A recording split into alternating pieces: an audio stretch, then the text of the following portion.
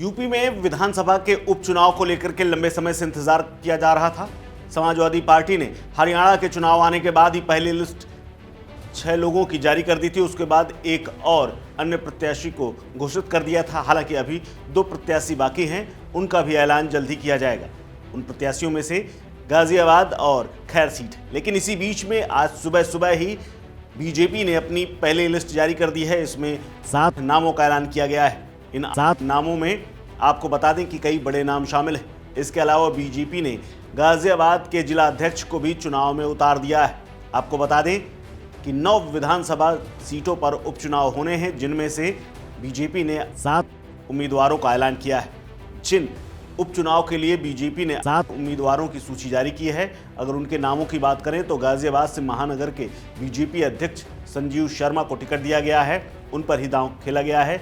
इसके अलावा करहल सीट से अनुजेश यादव चुनाव लड़ेंगे, जो कि तेज प्रताप को टक्कर देंगे। इसके अलावा बीजेपी ने कुंदरकी सीट से रामवीर सिंह ठाकुर को उतारा है। इसके अलावा खैर से, जो कि सुरक्षित सीट है, वहां से सुरेंद्र दिलेर को टिकट दिया है।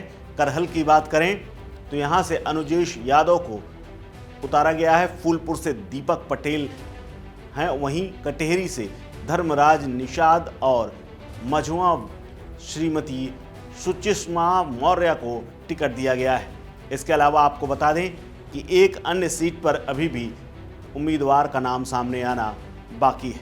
इसके अलावा अगर दूसरी तरफ विपक्ष की बात करें तो अखिलेश यादव इस बार अपने टिकट पर सभी लोगों को उतार रहे हैं, क्योंकि उनका कांग्रेस के साथ जो गठबंधन था वो तो बना रहेगा, लेकिन उन्होंने सीट से ज़्यादा और प्रत्याशी से ज़्यादा जीत को तवज्जो देते हुए आज ये ऐलान कर दिया है कि वो ही सभी सीटों पर अपने सिंबल पर प्रत्याशियों को उतारेंगे। यानी कि कांग्रेस का भी अगर कोई लीडर होगा तो वो समाजवादी पार्टी के चिन्ह पर लड़ेगा। पहले ही माना जा रहा था कि 5-5 सीटें दोनों यानी कांग्रेस और समाजवादी पार्टी लड़ेंगे, लेकिन बाद में समाजवादी पार्टी ने तेजी दिखाते हुए जिस तरह से प्रत्याशियों का ऐलान किया और उसके बाद कांग्रेस को बैकफुट में जाना पड़ा और उन्होंने ये कह दिया कि जीत जरूरी है, भले ही हमें सीट से समझौता करना पड़े। लेकिन अब अगर बीजेपी की बात करें तो बीजेपी ने 7 उम्मीदवारों को उतार दिया है। ऐसे में वो सीट अभी भी बाकी हैं और एक लड़ाई इस बात की भी है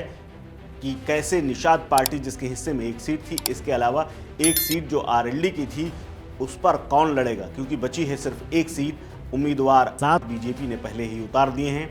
यानी एक पार्टी को जो गठबंधन में उनके साथ है उसे समझौता करना होगा और उसे ऐसे ही संतोष करना पड़ेगा। आपको बता दें कि संजय निषाद, जो कि निषाद समाज की पार्टी से अध्यक्ष हैं और वो भी इस चुनाव में लगातार एक सीट की मांग कर रहे थे। मांग तो 2 सीटें रहे थे, लेकिन एक सीट उनकी बनती थी, जो कि उनके उम्मीदवार ने छोड़ी थी।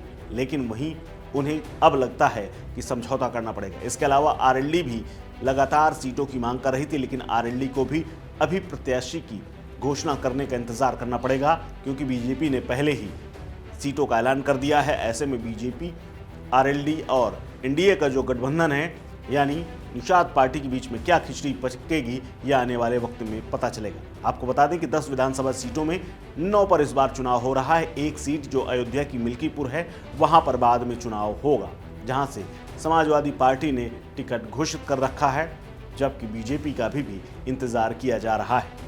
इस खबर में फिलहाल इतना ही। अपडेट्स के लिए बने रहिए वन इंडिया हिंदी के साथ। नमस्कार।